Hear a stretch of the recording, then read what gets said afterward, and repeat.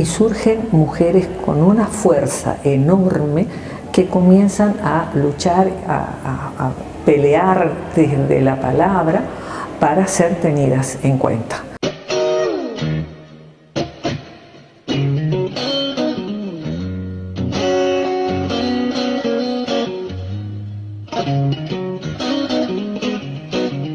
En este nuevo capítulo de Abstract vamos a hablar de un tema tan actual como interesante, la cuestión de género, y también, y más específicamente, de la inserción de las mujeres en la política local, en la legislatura provincial. Y para eso estamos con una especialista en la materia, la profesora Mabel Novoa. Ella es doctora en Historia de las Américas, es profesora en la Facultad de Humanidades y directora del Centro Interdisciplinario de Estudios de Género de esta facultad. Ha investigado mucho sobre el tema. Doctora, ¿en qué consistió su trabajo de investigación concretamente? Comencé trabajando sobre cómo llegan las mujeres a ser ciudadanas en América, comparando un poco la ciudadanía en Estados Unidos y en América Latina. Y en base a eso trabajé sobre ese tema y sobre la situación laboral de las mujeres, cómo el trabajo que ellas hacían y cómo se insertaba en ese proceso. Y finalmente acabé qué pasó con las mujeres políticas en el Chaco. Y me llevó al año 1951. Haciendo un poco revisión histórica, si se quiere, y hoy con el diario del lunes, como se dice habitualmente, ¿qué balance hace de todo este camino recorrido por las mujeres en su lucha por insertarse en la política? ¿Cuánto se ha logrado en ese sentido? Las mujeres desde fines del siglo XIX, desde mediados del siglo XIX, ya están muy presentes. A mí me impresionó mucho una frase de una norteamericana, la Abigail Adams, que dijo cuando hicieron la Constitución de Estados Unidos: no se olviden de nosotras las mujeres. Por supuesto que se las olvidaron, y a partir de allí comienza una lucha que ya venía de hace muchos años, y en nuestro país en el siglo XX sobre todo comenzamos a ver con mucha fuerza figuras que se involucran y comienzan en toda América a pedir ser visibles y ser ciudadanas, porque el tema pasa por la ciudadanía. Es decir, ser ciudadanas, ser entendidas como parte de toda una nación, no que una nación sea solamente la parte masculina. Se hablaba de que había que hacer, no hacían el servicio militar, que no tenían cumplimiento con la patria, y Julieta Lanteri en nuestro país, por ejemplo, se presentó, dijo: bueno, yo quiero hacer el servicio militar porque yo quiero votar. Y surgen mujeres con una fuerza enorme que comienzan a luchar, a pelear desde la palabra para ser tenidas en cuenta. Y es un largo trayecto que se va a dar y que, bueno, hoy nosotras lo recibimos como un camino que quizás se piense que fue fácil, pero no lo fue para nada. A nivel nacional y a nivel local, ¿cómo fue ese camino según lo que usted estudió todos estos años? Sí, empieza, yo la primera vez, es decir, te puedo llevar hacia atrás, pero Cecilia Grierson fue una estudiante de medicina que se recibe de médico, nunca pudo trabajar más que fundó la escuela de enfermería. Comienza y fue una de las que habló en la revolución del 90 con el radicalismo, que comienza a armarse la Unión Cívica. Julieta Lanteri fue otra que acepta la ciudadanía, toma la ciudadanía femenina argentina y comienza a trabajar para pedir el voto.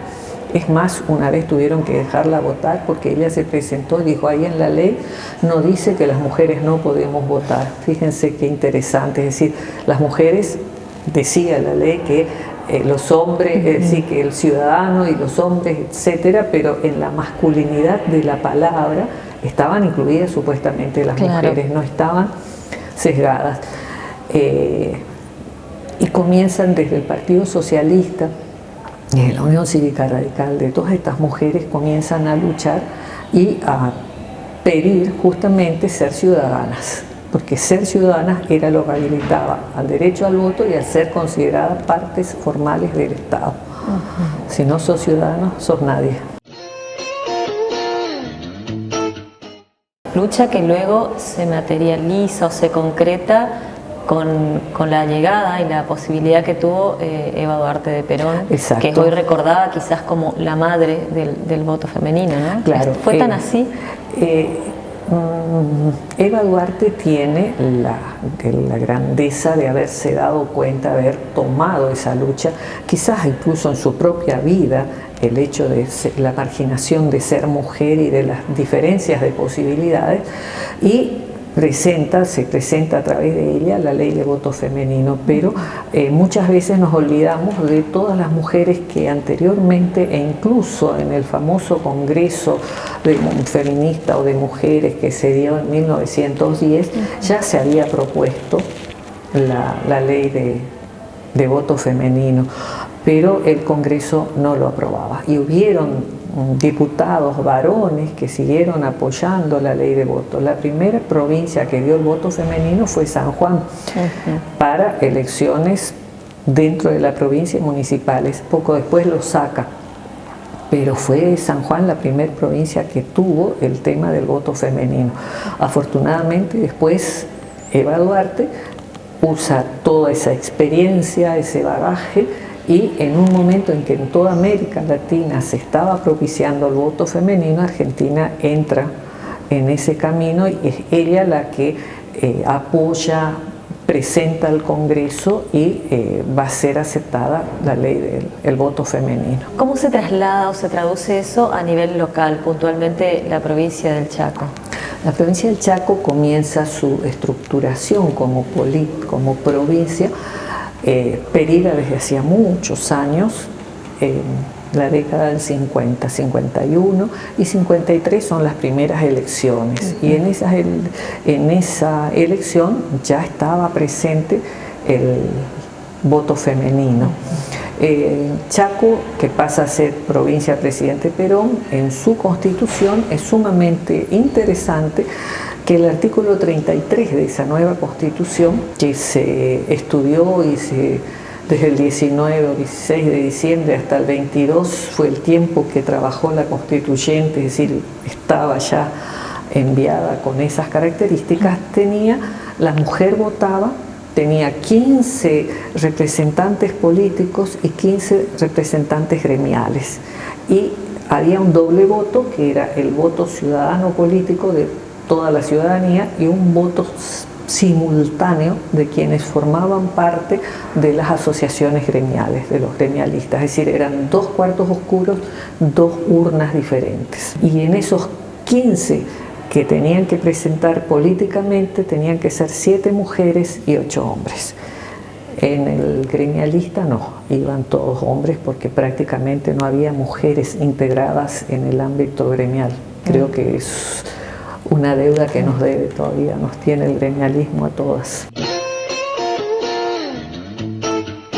¿Cuándo fue entonces que sucedió el ingreso concreto de en mujeres? 1953 se forma la primera Cámara de Diputados del Chaco, que tenía 7 mujeres sobre un total de 30 integrantes. Yo tuve la suerte de poder conversar con una diputada de aquella época, que ya no la tenemos más, que es la señora María Elsa Natividad Sánchez de Silva. Y ella fue la que me contó esas experiencias que habían vivido en esos 2 años que transcurrieron desde el comienzo al golpe de Estado del año 55. En esas experiencias, ¿qué han podido hacer estas mujeres dentro de la legislatura provincial en cuestión de género, ¿no? Como para apoyar un poco toda esta lucha que mencionaba histórica de las mujeres? Te voy a hacer un poco contextualizar. El Partido Peronista tenía el Partido Peronista Femenino, cuya sede central estaba en la calle Irigoyen, Hipólito Irigoyen 83. Y había mujeres trabajando, estaba todo el grupo de censistas, las mujeres estaban haciendo mucha actividad partidaria, acercaban a las mujeres a estos centros, trabajaban con ellas enseñando corte y confección, lectoescritura, les enseñaban labores, cocina, es decir, eran centros de actividad donde trataban de las censistas, que eran las representantes del partido, acercar a las mujeres e ir integrándolas. Pero cuando comienza a funcionar la Cámara de Diputados, duró 2 años y esta señora me contaba todo lo que habían tenido que hacer, que se necesitaba una ley de educación, una ley de ministerios, una ley de bosques, una ley de tierras, etc. Y la respuesta de ella fue, tuvimos muy poco tiempo, no nos dieron la opción porque vino el golpe de Estado del 55. La traigo a la actualidad y como vecina de Resistencia Ciudadana, ¿cuál es su mirada hoy sobre la legislatura provincial y la participación de mujeres en la misma? Hay una gran deuda todavía porque las listas de los partidos tienen que tener hasta el 30%. Aparentemente ya hay un proyecto de llevar al 50 y 50. Según algunos dicen, ya estaría prácticamente estructurada la conformación de 50 y 50. Yo no entiendo todo esto porque muchas veces se mitifica el tema de que si las mujeres llegamos, no, las mujeres no estamos buscando, creo que ningún espacio que no sea regalado. Y las mujeres llegan por su capacidad. Y si compiten con los hombres, compiten por capacidad, no por regalías. Ni están quitando, no es la idea del feminismo ni del género decir que los hombres no pueden estar en tales o cuales espacios, sino que esos espacios deben ser compartidos y a los que se llega por la capacidad de lo que cada uno sabe y no por el género en el que uno se encuentra o por el sexo de si soy hombre o si soy mujer. Y a la hora de la gestión, de la acción desde la banca, las mujeres hoy que están en la legislatura provincial, ¿qué les parece que aportan a la temática de género, a la discusión, al debate social? No te podría decir si es perfecto al 100%, pero creo que sus voces se hacen escuchar, que hay ámbitos en los que nosotros vemos un tema que tiene siempre conflictos y que nos enfrenta muchas veces dentro de los mismos temas que estamos dando, es cuánto se masculiniza también la figura de la mujer. Hay estudios muy interesantes sobre esa posición. Si el tener una posición política y hacerlo significa que ya estamos trabajando como mujeres o si estamos repitiendo simplemente las mismas actitudes que nosotros hablamos de patriarcado, de los hombres, etc. Pero muchas veces también nos cuesta entender que hay que cambiar la mirada. Yo creo que eso se está logrando y que de alguna manera las mujeres están poniendo puntos de vista diferentes que no son simplemente replicar las figuras masculinas.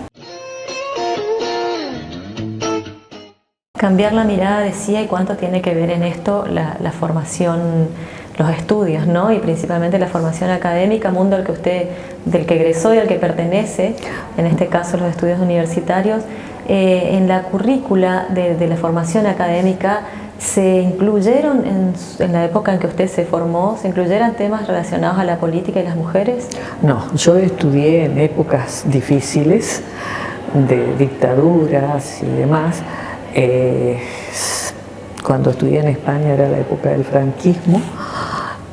En ningún lado se hablaba, pero no solamente porque estábamos en épocas difíciles políticamente, sino porque nosotros hablamos en nuestro país de la década del 60, 70, cuando las mujeres comenzaron las que están en el tema, investigar y ver las figuras de las mujeres, empezar a hablar. Hubieron épocas de mucho silencio y épocas que comenzaron a hacer, pero en las universidades no hablábamos, no estudiábamos con respecto a las mujeres. Tenemos la libertad de currícula, porque eso nos garantiza la ley universitaria, pero también yo entiendo que a veces la continuidad seguimos dando clases, seguimos involucrados y nos olvidamos a veces de incluir el tema de cómo están las mujeres o cómo fue el manejo de las mujeres en esos espacios, cuánta importancia tuvieron las mujeres en estos estudios. A mí me impresionó mucho cuando estuve en Estados Unidos que los libros de historia de Estados Unidos, en poco o en mucho, pero en cada capítulo que tomaban de la historia, terminaban o empezaban con historia de mujeres, contando lo que se había hecho. Y yo veo en nuestros libros que en general no existimos, no estamos. ¿La realidad hoy es la misma? Estamos avanzando y la libertad de cátedra nos lleva a que hay profesores que en todos lados integramos los temas y otros que cuesta más. Y cuesta, no es sencillo. Doctora, usted es también la directora del Centro Interdisciplinario de Estudios de Género, como decíamos, y por eso quiero preguntarle también qué se pudo hacer desde el centro en el tiempo que lleva trabajando para aportar al debate social sobre la cuestión de género, el feminismo. Nosotros comenzamos a trabajar en 2004, 2005, un grupo de docentes acá. Puedo citar al doctor Valesini, a la profesora González, la profesora Pagno, la profesora Larramendi, que comenzamos a hablar del tema y a decir, bueno, tenemos que involucrarnos. Logramos consolidar ese espacio y en él creo que lo más importante es que nos encontramos profesores de distintas áreas, por eso interdisciplinario. Estamos de todos los departamentos de la Facultad de Humanidades, porque el centro es de esta facultad. Y hemos logrado, creo que algo importante, que fue, primero, nosotros posicionarnos ante determinados temas, ampliar nuestra base de lecturas y de estudios, iniciar situaciones de diálogo y de qué necesito, qué estoy dando, contactarnos. Hemos trabajado incluso dando clases de un tema en otra carrera, y yo creo que eso ha permitido que incluso los mismos alumnos comiencen a visibilizar los estudios desde ópticas diferentes, y que el género no es mala palabra, que no es una ideología, sino que es una perspectiva de estudio, que eso es lo más importante. ¿Qué se planea seguir haciendo desde el centro? Desde el centro, yo te puedo decir, no somos una multitud, somos un grupo de docentes que estamos allí con alumnos que están haciendo pasantías. Hemos ampliado nuestros campos de acción, ya no solamente estamos en la investigación, hemos trabajado en el medio haciendo extensión incluso en una escuela de ámbito rural, incluso en Misiones.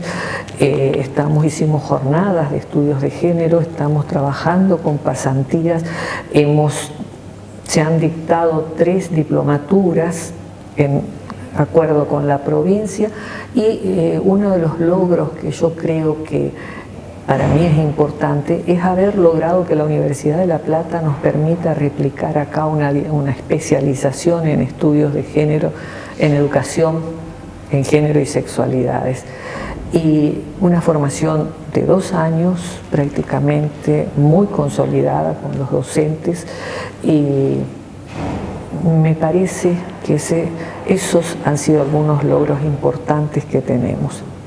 Y el famoso protocolo que hemos iniciado, tratando de que la violencia no sea una tarea cotidiana, sino que sea un aspecto donde realmente estemos todos involucrados en disminuirlo. En poco tiempo le toca alejarse de la conducción de este centro. Sí. ¿Qué balance hace de su paso por este lugar? Creo que es un poco difícil decirte más que el sentirme que muchos colegas me han apoyado, que hemos podido, no porque yo tuviera la palabra, sino porque coincidíamos en qué queríamos hacer, el apoyo de la facultad, de la universidad en lo que estábamos haciendo, y haber podido consolidar este espacio para que el centro no tenga nombres, sino que tenga actitudes, estudio, formación. ¿Qué le quedó en el tintero? Sería muy largo de decir, pero creo que tantas cosas como poder involucrar más poder salir más, poder hacer un acercamiento hacia quienes a veces no confunden género, feminismo, ideologías y perspectivas, en poder aclarar más todo esto. Pero el haber armado este grupo de colegas en los que tenemos objetivos comunes, creo que fue el sueño de aquellos que comenzamos a hablar del tema y que yo tuve la suerte de poder hacerlo efectivo a través de tener la dirección del centro, pero no es un tema unipersonal, es un tema de grupos integrados que han consolidado esto. Hablaba recién de conceptos de género, de feminismo, de perspectiva, de ideología. Le invito a aprovechar este espacio para echar un poco de luz sobre estas cuestiones y hacer esta diferenciación sobre la que el centro se expidió y se pronunció hace un tiempo de no hablar de ideología de género. Claro, cuando la persona nace tiene o es hombre o es mujer por su figura anatómica, pero su sexualidad se va formando de múltiples maneras. Yo no puedo decir que es tal o cual causa por esto o por lo otro. Es un largo camino con muchas opciones y la sexualidad se forma y puede ser múltiples aspectos de esa sexualidad. Y cuando se comienza a hablar de ideología, una ideología es un pensamiento que puede ser traspolado, cambiado. En este momento hablamos del neoliberalismo, del marxismo, del capitalismo. Son grupos, conceptos muy grandes de ideologías que abarcan todo. Pero una persona puede mutar sus pensamientos y pasar. En cambio, el género es una perspectiva de estudio. Desde este punto yo estoy estudiando, viendo, pero no le puedo decir a nadie que lo que él siente o lo que ella siente puede ser cambiado a voluntad. Yo me acerco a través del estudio, pero no para cambiar, sino para entender. En cambio, si digo ideología, estoy pidiendo que alguien puede cambiar, porque lo hemos visto a lo largo de la historia, cómo las ideologías mutan. En cambio, la sexualidad de una persona es un complejo que forma parte de ese ser y yo me tengo que acercar a través del estudio con una perspectiva amplia para entender qué fue pasando, no en la vida de esa persona, sino en las actividades que desarrolla, cómo estudió la historia desde una perspectiva donde las mujeres son parte de la historia. Pero por eso no es ideología, es un estudio social que se hace. Si yo hablo de ideologías, estoy hablando de una situación muy compleja donde entiendo que todo puede ser cambiable en la persona. Y la sexualidad en cada uno tiene un camino que es muy difícil de explicar o de cambiar o de querer cambiar. Es un problema que estamos viendo en Brasil hoy. Por último, profesora, ¿qué opinión le merece el feminismo como tema de debate social, los movimientos feministas? Que gracias a ellos estamos hoy donde estamos, porque el feminismo no es quitar espacios al hombre, sino buscar espacios de igualdad. Es buscar que las mujeres tenemos derechos sobre nosotras, sobre nuestras actividades, es armar familias que pueden ser hombre-mujer o dos mujeres o dos hombres, es armar, crear espacios diferentes. Y el feminismo lo que hizo fue lograr esos espacios de discusión, de búsqueda de igualdades. No buscamos, el feminismo no trató de desplazar al hombre, sino de poder llegar al lugar en donde él estaba también. De que no haya una dominación hegemónica de unos sobre otros. Entonces, todas estas luchas que realizan las chicas, me parece interesante permitir que cada uno sea dueña de su propio cuerpo, de su propia decisión y de sus propios pensamientos. Yo pienso que cada uno es responsable de lo que quiere, de lo que piensa y hacerse responsable de sus propias decisiones. Es muy difícil que otro las tome por mí. En ese marco, ¿qué importancia tiene la implementación de la ESI? Fundamental, porque hay que enseñarle a los chicos a entender que su cuerpo no puede ser vulnerado, a entender que se ha hablado mucho, se ha mitificado mucho con qué se ha enseñado en los ESI, Y los ESI simplemente lo que están enseñando es al chico, acompañando en su evolución física, en la formación, si querés, de sexualidades, pero no creando espacios de cambios sexuales como muchas veces se ha dicho. Al contrario, lo que se hace es tratar de entender lo que los chicos están demostrando, pero nada más. Pero es fundamental. ¿Cuántos embarazos juveniles estaríamos intentando, no enseñándoles a protegerse a sí mismos?